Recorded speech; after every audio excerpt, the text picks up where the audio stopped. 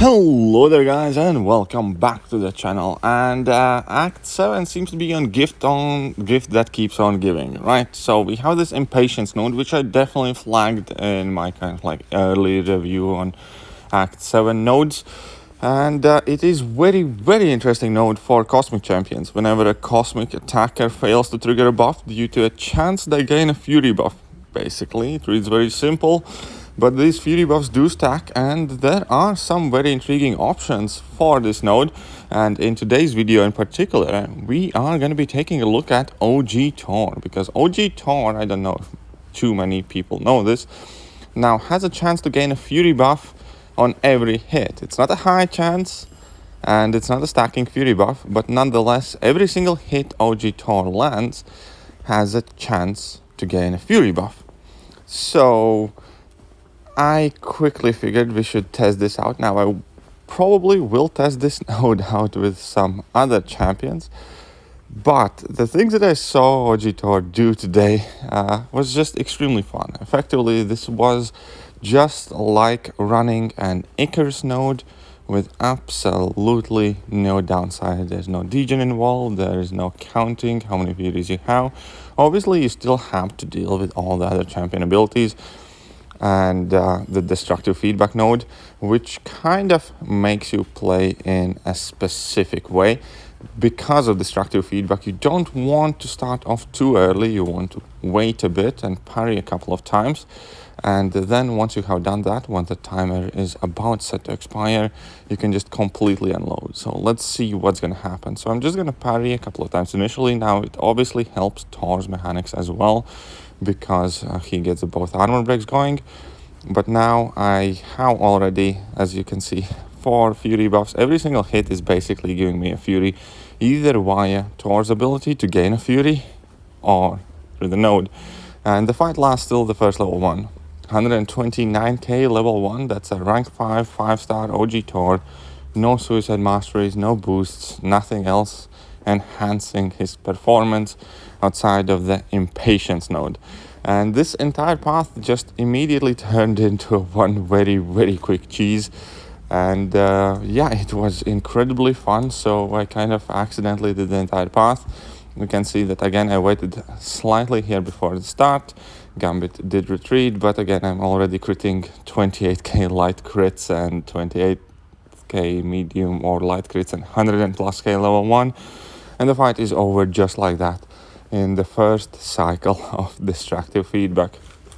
And because of that, yeah, this entire path can be done in about 5 minutes, and then the rest of it in this video is left to deal with the boss. Such a quick, such a fun, such an easy way how to clear an entire lane in Act 7. And I must definitely say that Act 7 in general seems to be a significant improvement in terms of enjoyment.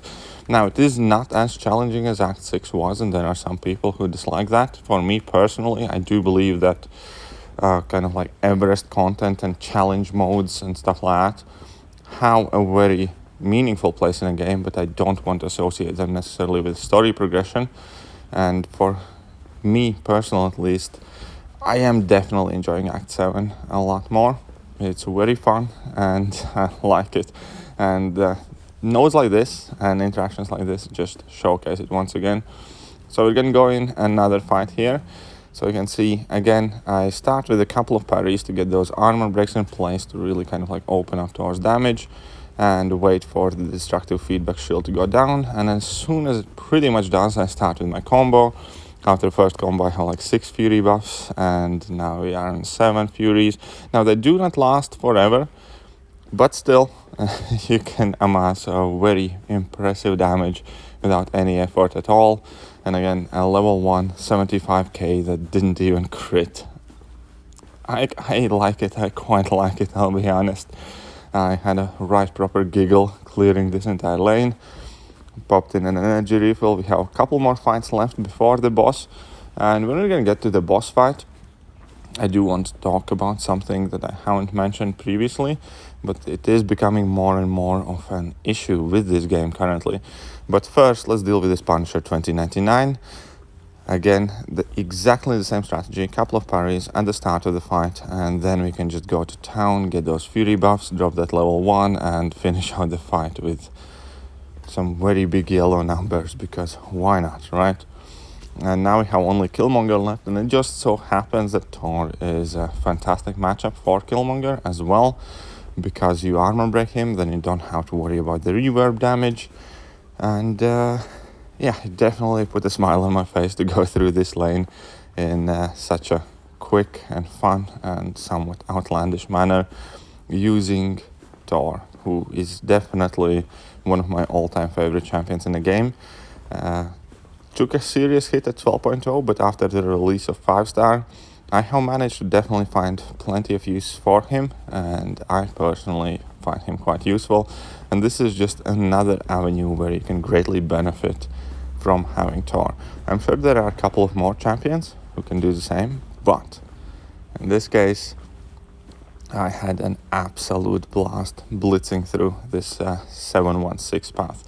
Now, the boss here is Ice Phoenix, so it is kind of annoying. You do need to deal with that cold snap damage.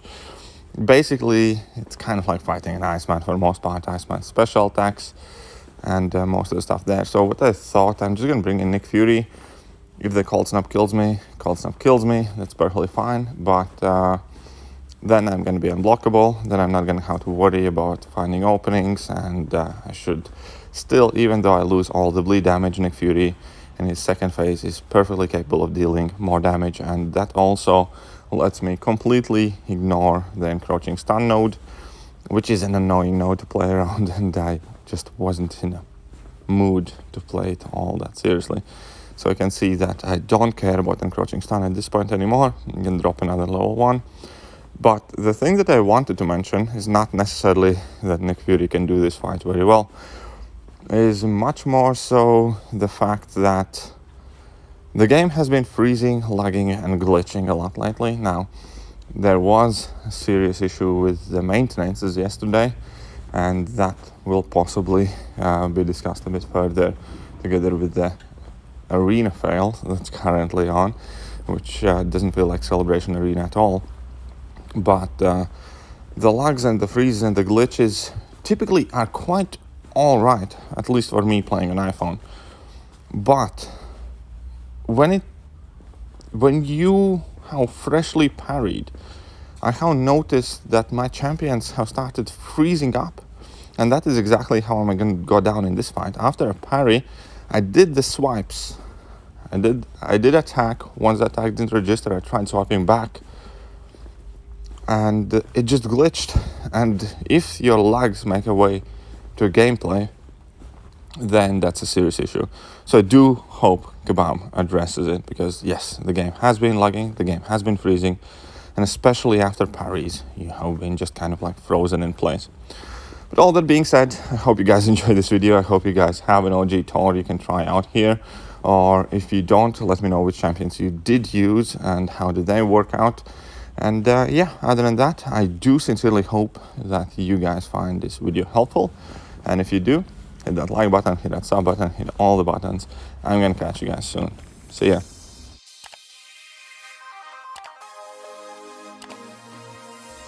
Hello there guys, and welcome back to the channel. So we have all the information about